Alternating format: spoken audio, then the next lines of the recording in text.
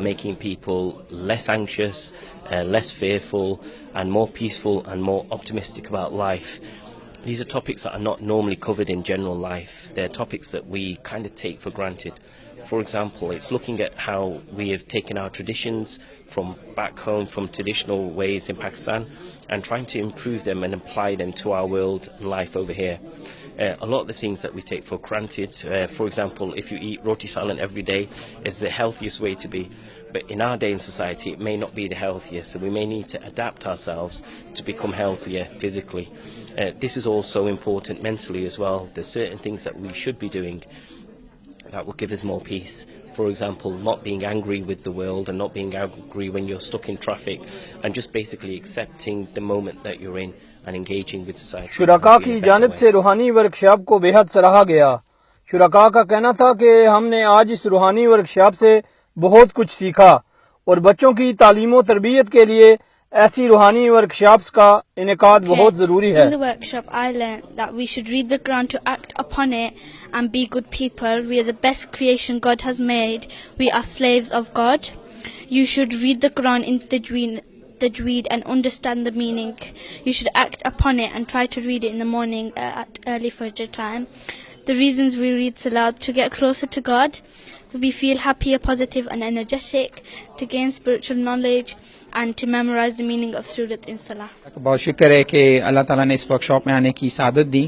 اس workshop میں جو سلسلہ عظیمیہ کے قواعد و ضوابط اور اغراض و مقاصد کو ڈسکس کیا گیا تھا، ان میں جو بہت سارے پوائنٹ تھے، مثال کے طور پر کہ چھوٹے بڑے کا امتیاز کیے بغیر سلام میں پہل کریں، اس سے بندے کو اپنے اندر کے نفس سے لڑنے کا جذبہ پیدا ہوتا ہے. اس کے ذہن میں یہ احساس ہوتا ہے کہ دوسرے جو ہیں ان کی بھی آپ کے اندر زندگی کی اہمیت ہے. اسی طریقے سے ہمیں یہ سیکھنے کا موقع ملا کہ نماز میں اللہ سے ربط قائم کیا جائے. بچوں نے ماشاءاللہ بہت اچھے پوائنٹس بتائے. بچوں نے یہ بتایا کہ نماز کا مقصد جو ہے کہ اللہ تعالیٰ سے ہمیں قربت حاصل ہو، اور یہ ہمارا ذہن بالعموم اس طرف نہیں جاتا.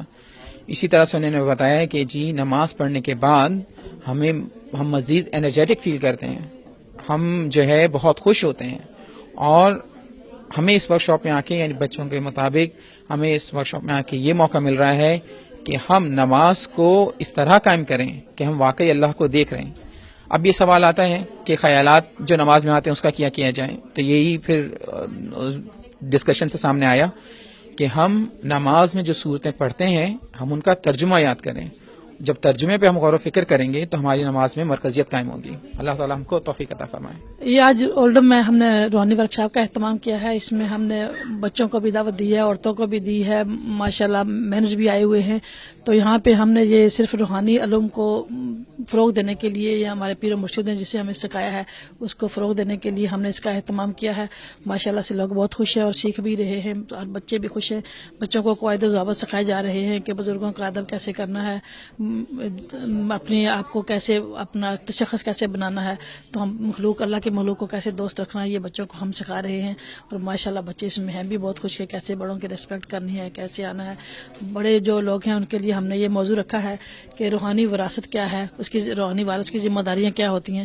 تو اس میں بھی لوگ بہت خوش ہیں کہ وہ اس کی ذمہ داری کیا ہے، وہ کیسے انسان اپنے آپ کو بلڈ کرتا ہے، کہ وہ اپنا تزکیہ کیسے کرتا ہے، اپنے نفس کو پاک کرتا ہے. تو اس طرح کے ہم نے ایسے علوم رکھے ہیں. ماشاءاللہ سے لوگ بہت خوش ہیں اور اچھی تعلیم حاصل کر رہے ہیں. بچوں کی تعلیم و تربیت کے لیے ایسی تقریب کا ہونا بہت ہی ضروری ہے. نوید چوہان، اردو پوسٹ، اولڈم.